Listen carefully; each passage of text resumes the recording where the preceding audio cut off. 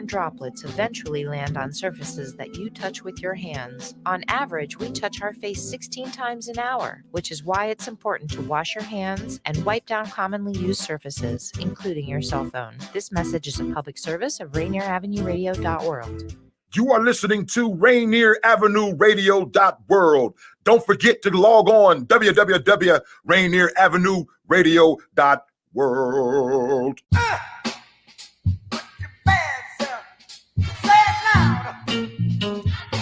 All right, welcome to another edition of Monday Night Sports. I'm Dupe, he's Edwin Bailey, and we are here to recap a little bit of yesterday's game. Big win for the Seahawks, but more importantly, man, take a look at what is to come Saturday. They got the Rams, and Edwin, all season long, you have been talking about that is a team that you fear, and the Seahawks obviously a couple of weeks ago played very well against them, but man, throw all that out the window because it's a new season come Saturday.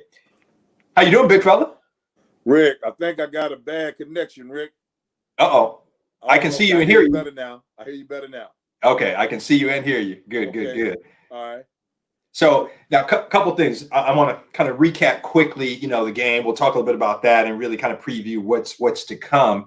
But I also want to get your prediction. Now we haven't done predictions on this show, but you know what? I think we need to get some predictions. And I'm talking when I say prediction, not a win-loss, but I want to hear a score. And I'm going to invite people if they're listening and want to call in and give us their prediction score for Saturday's playoff game. They can do that, or they can shoot us a little message, and Daniel, our producer, will let us know. But anyway, what did you think of the game, man? What kind of your analysis of, the win 26-23, but they pulled it out against the 49ers. And, 49ers were, I think depleted, a lot of injuries, but man, they came to play. They showed up. Hey, Rick, we got running back by committee. We had 4 guys. I don't think any of them rushed for over 45, maybe 50 yards, but they ran hard and they got what we needed from that standpoint. Our receivers are just exceptional. I really trust and believe in them. But our defense, man, and the one player that impressed me the most on the defense is Ken Norton Jr. I tell you what. Hey, Rick, he's doing elaborate a on job, that. Rick. Yeah. And I really, as bad as I want him to win, man, because I don't want Ken Norton Jr. to go nowhere. Yeah, man. I can't blame the other teams for finding him, very attractive. No doubt. I mean, you look at.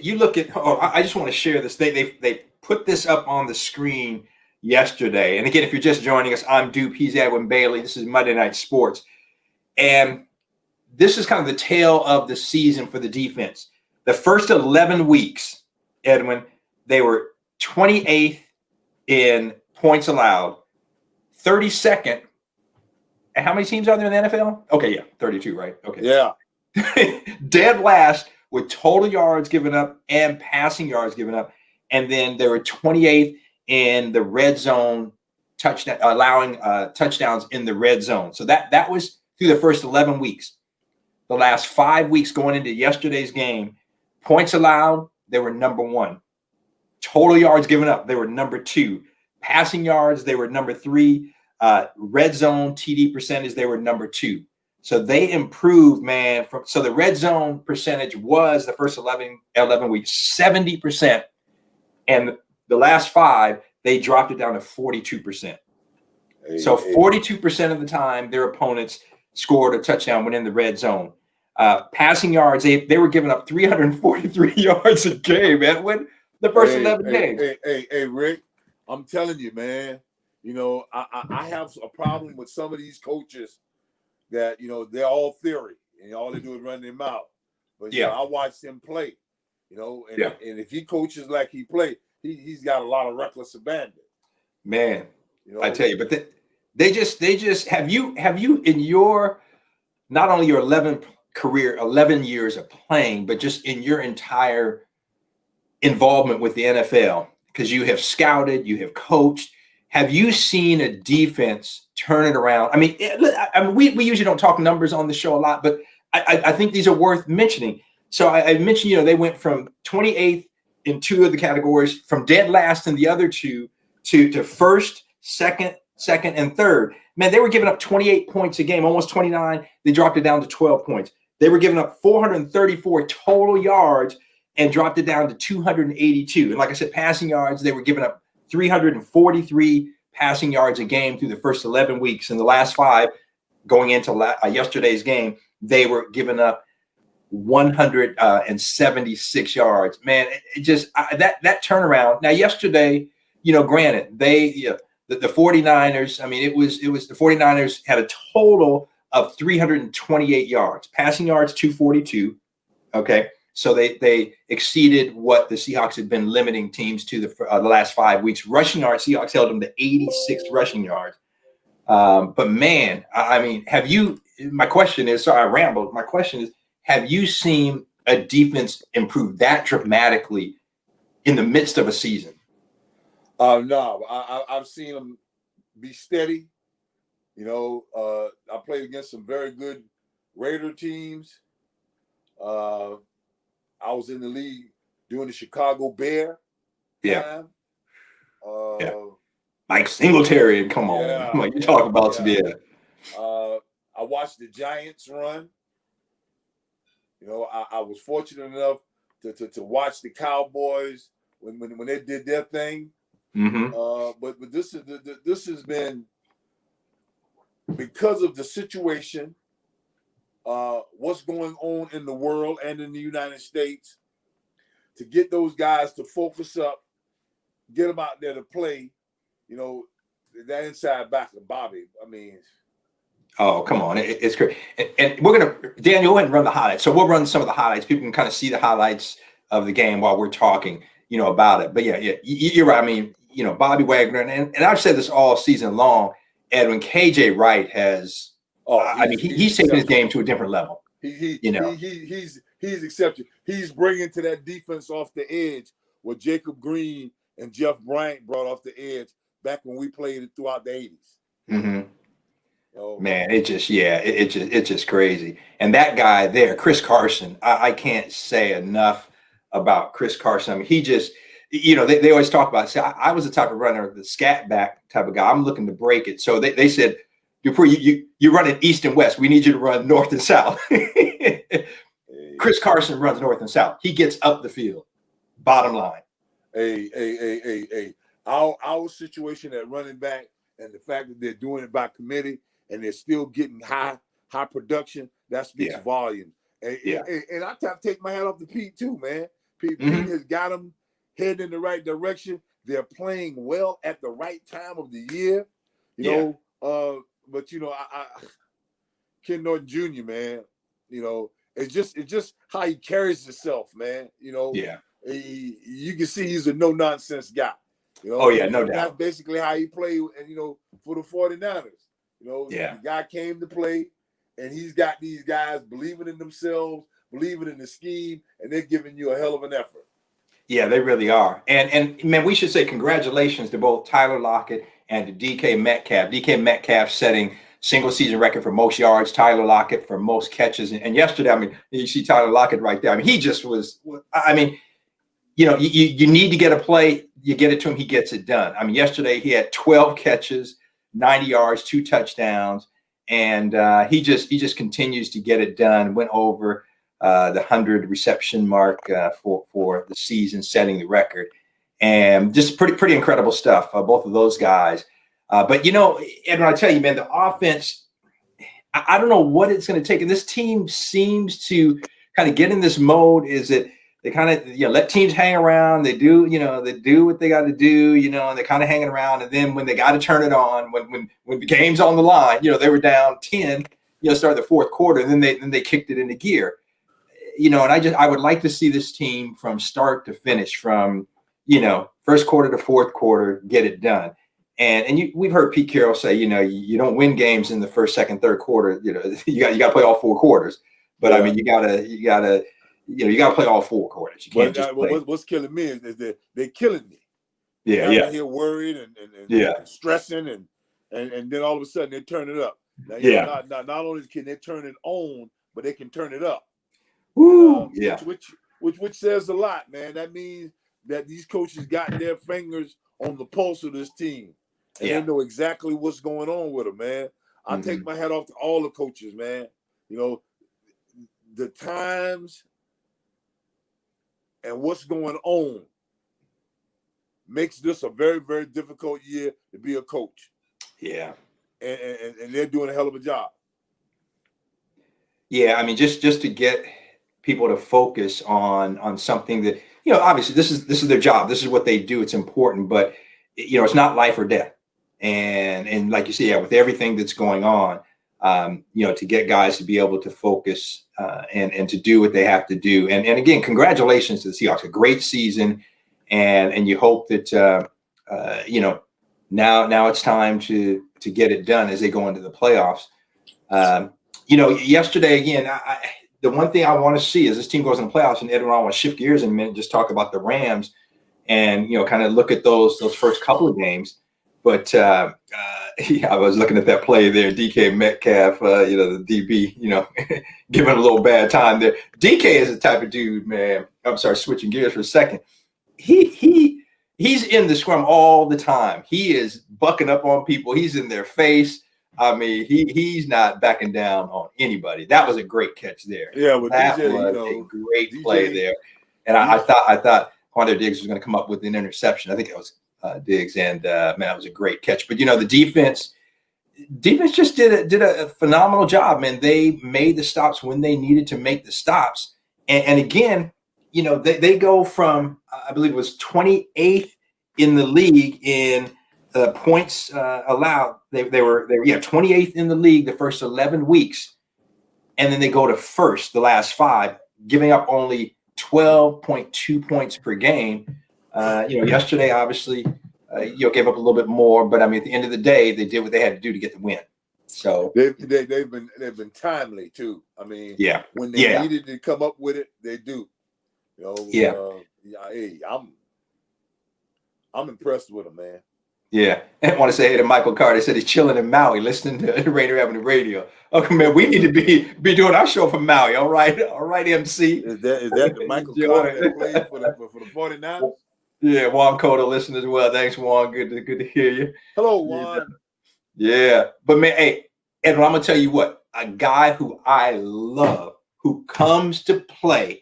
I don't care what the team needs when they put him on the field, and that's number 41, Alex Collins. Come on. Yes. He comes to play. Penny goes down and nothing serious, thankfully. And Hyde was out, but they activated him, and I tell you what, Collins just showed up, had the 1 touchdown, 29 yards on 5 carries. But I love his game. I think the Seahawks going into the playoffs. Looking at injuries real quickly, the Rams apparently, the word is now that Jared Goff is not going to be ready. He broke his thumb in that play against the Seahawks a couple of weeks ago. Right. And they said he did throw some balls in the warm-up. So I'll believe it when I see it. But they say he's supposedly not going to play. The bigger concern is on the Seahawks on the defensive side of the ball. You got 2 key guys in Jamal Adams and Jaron Reed. They should be ready, but are they going to be 100%? That's a concern, especially Jamal Adams, the shoulder, and Jaron Reed apparently oblique. So we'll see with those 2 guys. But other than that, there's no real big injury concerns, at least that they're being reported out. So, Rick, my only concern with this game is number 99. I was excited about number 99. Hey, man, Rick. Okay. He can change. If the Seahawks make it through this one here, I'm taking my hat off to the offensive line. Yeah. And this is a very good football team that can run the table. Yeah. Number 99 presents a challenge, man, that not everybody can handle. No. I mean, the guy got the best two-way go move I've seen. He'll start out to the right, fake you to the left, and go back to the right and come uncovered in the lap of the quarterback. Yeah. People, Aaron Donald is just, he's a freak of nature and a guy who, he's credited for 13.5 sacks. Leonard Floyd, has 10.5 sacks. But what people don't understand, and Edwin, maybe you can talk a little bit about this. When you have a guy like Aaron Donald, the attention that the offensive line has to give him, and that frees it up for other people. Can you talk a little bit about that? Because I know back in your day, the guy that's coming to mind for me is, New York Giants, Lawrence Taylor, who you had to know where he was at all times. Now, granted, he was linebacker. They lined him up on the edge all the time. But Aaron Donald, that type of guy that is so dominant, you have to know where he's at, and you have to put extra attention on him.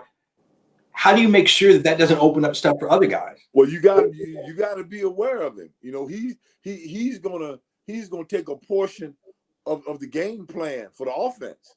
Yeah. We need to be aware of him. And Aaron Donald, Lawrence Taylor, Jacob Green, Jeff Bryant, Joe Nash. At one time, our front here in Seattle back in the day, if you don't mind me jumping around a little bit, with those three guys, man, those guys created havoc in the league. But the Randy Whites and the Reggie Whites of the world, you got to be aware of those guys, man. Making sure that you not only that your linemen are aware of them, but you got a back in there that needs to be aware to get over there and get in the way. But hey, as long as if they can make sure that he's taken care of, we should be able to win this game. But man, hey, I just sit here and automatically look at it, and I'm biased. I'm very, very biased. Right. I'm always looking at the offensive line. I always think that they're playing better. But people like Aaron Donald and Michael Dean Perry, oh man, those guys create issues for a good solid offense. Yeah. So if you just joined us, you're listening to Monday Night Sports. I'm Dupe. He's Edwin Bailey. And Juan Cotto asked a question, Edwin. He said, can you talk about the difference of preparing for a regular season game versus preparation for a playoff game? How does it change, if at all? It's paying more attention to details, because if you're at this stage of the game, that means you are a pretty good football team. And there's some things that you do outstanding. So as an offense, and especially as an offensive lineman, you got to be very, very aware of what you're doing and how you're doing it. Yeah. And when you're going to do it on that offensive line, because you got to be prepared, and the Rams defensive front is outstanding, and preparing for them, for a fact, if you get them on a roll, you might be out of the game by the start of the second quarter. Just on big plays on the defense alone. Yeah. So the regular season is, especially what time of the regular season, next week we can come back and play again. The hardest part about this here, you lose, you go home. Yeah. If that ain't a motivator, pardon my grammar, but if that ain't a motivator, I don't know what is. Well, that sounds pretty good to me. I'm a Southerner. That sounds like good language to me. Yeah. Hey, Rick. Another thing of it is too now.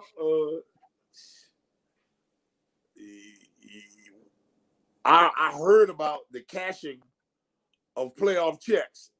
That was an unbelievable motivator for me in 1983 when the year was over with. Oh boy, we thought that was the last paycheck, and boom, getting a few more. Three more. Yeah. That'll motivate a brother, huh? Yeah. But absolutely. Hey, Rick, I am excited about this game. I'm cleaning up my man cave now because I don't want no visitors. I'm gonna find me something very, very mellow to drink, so I can sit here by myself and help Pete coach these boys. Yeah. So, real quick, I want to take a look back at people. Just remind people the first meeting of these two teams. The Rams won at 23-16. And, at that time, the Seahawks were just, the defense was really struggling. They actually only gave up. They gave up 389 yards. When we look at the stats here in that game, 283 through the air. Okay, so that was the first game. The second meeting, Seahawks won it, as we know, a couple of weeks ago, 20-9, and they gave up 292 total yards in that game, 197 through the air, and the defense has tightened up, and I think that's going to be a key. They gave up almost 100 yards on the ground in that second game.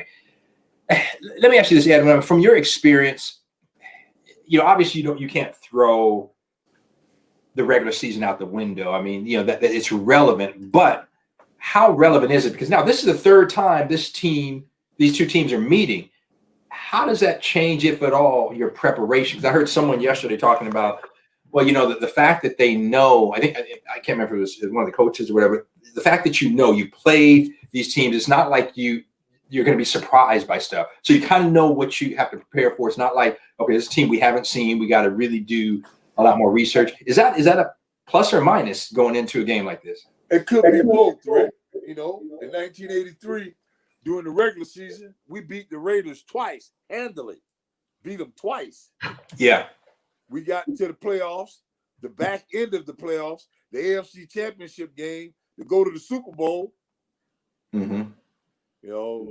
They knew us like we knew them, and they came out on top, and which gave me a lot of confidence, because if the Raiders are the Super Bowl champions, and we beat them twice during the regular season, that means we're in the hunt. Yeah. And 84 we did well. 85, I think 84 we won 12 games, and we was without Kurt Warner. That was a weird year. And then who did we beat in the playoffs? The Los Angeles Raiders. Yeah. So we knew that we were a very good team. We was in the hunt. So Ricky can be good and it can be bad, man. Yeah. And I'm just hoping that our guys step up and accept the challenge and go in here and do what they got to do, man. And always make sure that somebody got an eye on number 99. Yeah. Now, if you're, besides having an eye on number 99, if you're Pete Carroll, what are you and your coaching staff telling these guys? How are you getting them ready for this game? And it's a short week in the sense that they're playing on Saturday, not Sunday. But what are you telling your guys? How do you get them ready for this game? Well, first of all, Rick, we know we can beat them now. I mean, I got to give that defense the respect it's due. But hey, we done beat you. And what's scary to me is have we beat them twice? No, split. Oh, split. Yeah. Okay. So I mean, hey, we know we can play well and we can beat them. And hey, we got some outstanding receivers.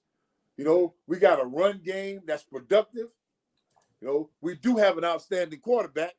Mm-hmm. And they're kind of hurting in that area right now. So what we need to do is just be careful. I played for Joe Turner and Willie Jeffers. Don't do much to put the ball on the ground. Yeah. And just go out there and beat up on them, man. Now we need for our defense to step up and show us. Yeah. Yeah. Don't tell me, but show us. Huh? And you make a good point. I mean, you look at, they've got to protect the rock. And I like what I saw from Russell Wilson yesterday in the sense that he made some good scrambles, some good runs when he had to. He avoided the rush for the most part and did a really good job. So, again, I think not forcing stuff. I want to see the offense be more consistent. I think that's going to be a key.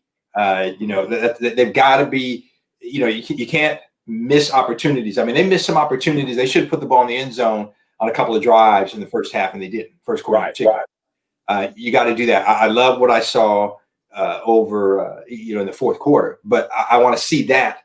I mean, this is an offense that can be very, very tough to stop. I'm looking at real quickly at the stats. We got about 4 minutes left here, Edwin. I'm looking real quickly at the stats from game number 2. Okay, let's take a look at that. Let's assume you're going to have Jared Goff back. Whether you do or not, I don't know. Russell Wilson in that game was 20 for 32, 225 yards, 1 touchdown. Chris Carson ran for 69 yards.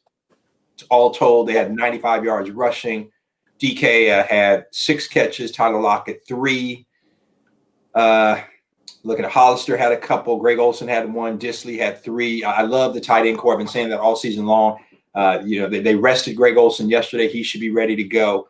That's going to be a big plus. I love those guys. I want to see this team. I mean, there's a couple of things I think they can exploit the Rams defense on. Number one, some of those quick hitters, those quick slants, and then the drags coming across. Right. They're looking for DK going deep. They're looking for Tyler Lockett coming across or whatever and drag either running back or tight end, over the middle and bring him across. And I think, you can get some plays there, and you never know. You may pop something.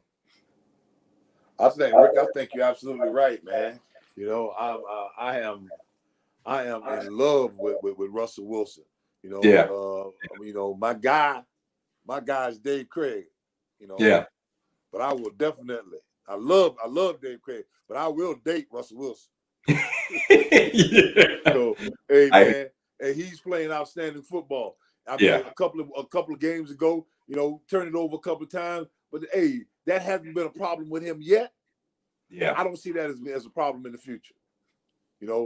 And I think if everybody get on board, the defense continue at their pace, and this running back by committee, if it stay productive, we're gonna be a hard out.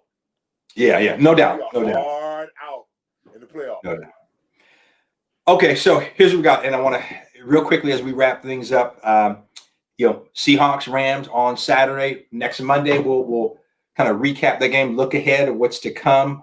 We will take you all the way through to the Super Bowl. Hopefully, that will be taking the Seahawks to the Super Bowl.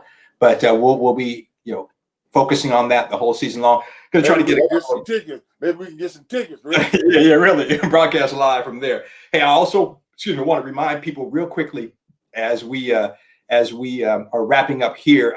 This Friday, January 8th, make sure to tune in 11:30 to noon. Invited to exercise via stream with Mark Bryant in the Fitness Corner. Mark is doing kind of a New Year's resolution type of show. And so if you want to figure out from a fitness standpoint, tune in. And many of us on the station, we're going to try to get ourselves freed up and join him as well. And we'll be on there and do a little bit. Maybe he'll work us out a little bit. I might send my horse down there. Let her do a little a Zumba. Yeah. Oh, there you go. Also, I want to remind folks, stay tuned. Keep it right here on Rainier Avenue Radio because Lid Line is next right here live on Rainier Avenue Radio. So until next week, for Daniel B., our producer, good job, man. Thanks for getting those highlights. That was a great idea. Great job, Daniel. Yes, sir. To Edwin Bailey, the legend, Seahawks legend from South Carolina State. That's the lie they tell, Rick. Yeah. All right, Edwin. From South Carolina State via Savannah, Georgia. By way of Savannah, Georgia. There you go. By way of Savannah, Georgia. I'm Rick DuPree. Until next week, Lid Line is next. Peace and God bless. Hey, Happy New Year. Yeah, Happy New Year. To bring some good job, big fella. Here today. Father, we don't need See you in your favorite Rainier Avenue Radio show.